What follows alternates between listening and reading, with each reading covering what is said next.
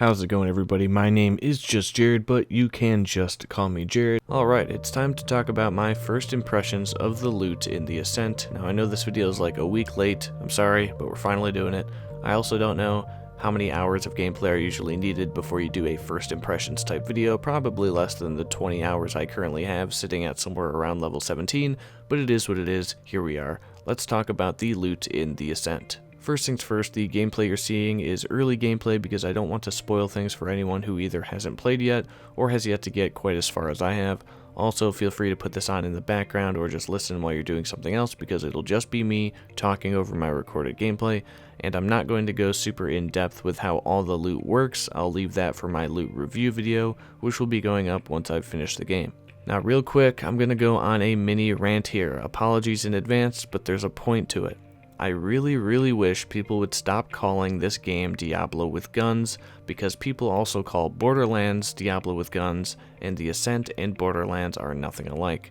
Diablo with guns is simply a cop-out answer for any game that is isometric and has you picking up items, or just any game with a lot of loot, like the Borderlands comparison. The Ascent is not a hack and slash like Diablo is, it's not fully centered around loot like Diablo is, there's not thousands upon thousands of different items with random stats like Diablo has. Loot in the Ascent is all handcrafted, nothing about any piece of armor or any weapon is random, and there's only a handful of gear. At level 17, I've probably come across 20-something different guns. It's kind of hard to remember since I've sold most of them. Probably the same amount of different helmets, body armor, and leg armor, maybe a few more, but nowhere near the amount you're picking up in Diablo or any other hack and slash loot-centric game. All Diablo with guns is doing is painting an incorrect picture. If someone told me the Ascent is Diablo but with guns and I bought the game solely off of that with no other knowledge, I would be disappointed because I would be expecting piles upon piles of loot. Saying Diablo at all also gives off the impression that there is a grind in some way, shape, or form and an endgame to delve into after the story is complete. Once again, not the case here. That's never been the case for the Ascent. On record, the devs have said that you get through the story and you can go back and complete side quests. An endgame or something like it was never ever even a planned feature, and yet I see reviews on Steam of people upset that there's no endgame. Whether or not that's because the phrase Diablo with guns has been passed around so much during the early media coverage phase to garner clicks, or gamers are just super entitled and need to have an endgame in every single game that is isometric, I don't know. Would an endgame be cool in this? Sure. I don't know how the story ends yet to even know if an endgame feature would work, but sure, the devs would have to add a lot more reasons for an endgame to exist. Nobody's going to grind an endgame when all the loot is handcrafted because you'll be constantly getting the same items over and over again, which already happens for the sake of making money in the game. Doing all the side quests, opening all the chests, finding all the secret loot shown on the map, and completing the storyline nets you every single piece of loot in the game. You want to grind an endgame after that for what? The same gear? I just don't really understand that, but whatever. Maybe the people playing haven't realized that the loot is handcrafted, maybe that's it.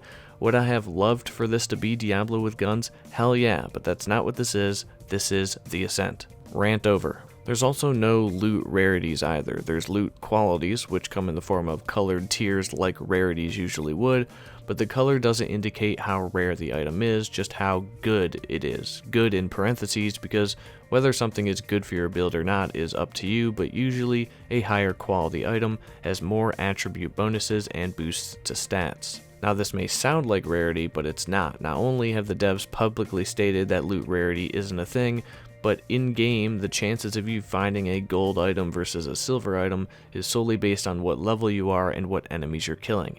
Everything has the same drop chance, certain guns will only drop from certain enemies, etc, etc. Now, all this might sound bad, like loot in the Ascent is not fun because there's no rare stuff and there's not piles of loot, but that's not the case really at all. I actually really enjoy the loot, and that's coming from someone whose favorite genre is loot-heavy games. Even with only 3 slots for armor and a couple handfuls of options for each, I find myself switching out pieces a lot, trying to balance the defenses and the bonuses out to provide my character with the armor to take a lot of hits, but also beef up my skills for the build I'm trying to create.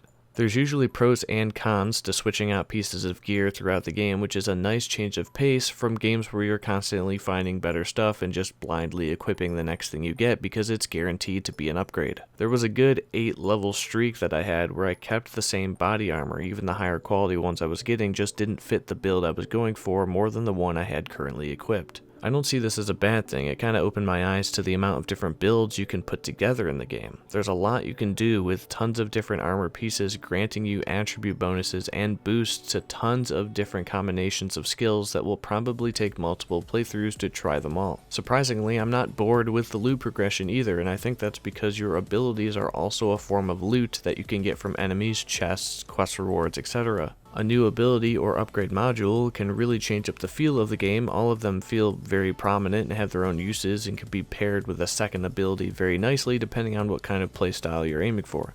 Once again, the abilities are something I've been tinkering around with, testing the waters on each one to see how they would pair with how I'm playing.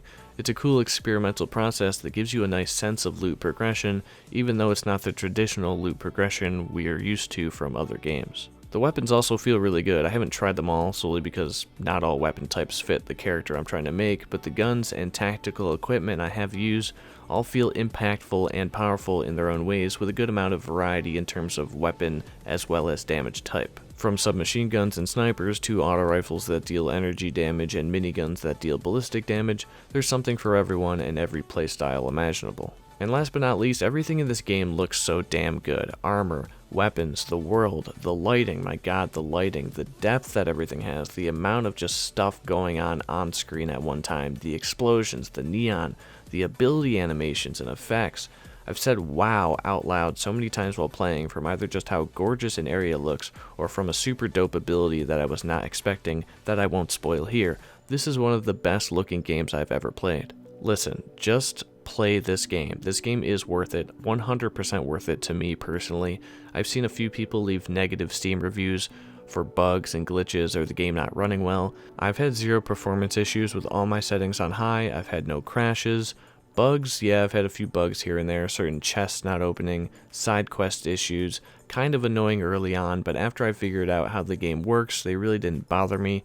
If you have Game Pass, this is a no-brainer. Get it, play it, done. With that being said, it's still worth the $30 price tag on Steam. I'm enjoying the loot. I think the systems work well together. Sure, there's a few frustrations that I could see some people having. Some quality of life things would certainly help. Things like making the inventory menus more readable or understandable, maybe explaining what damage types work well against what enemies might be good, or explaining how the stats, attributes, and skills work, and how exactly are the bonuses from armor affecting your stats. There's some quality of life improvements that I'm sure the devs are working on, but all in all, I'm having a blast with the game. Let me know what you think down in the comments. How are you getting along in the Ascent? What kind of build are you working on? Let me know. But that's it for this kind of rambly first impressions video on the loot in the Ascent. I'll have my loot review up once I'm through the story and have gotten all the loot available.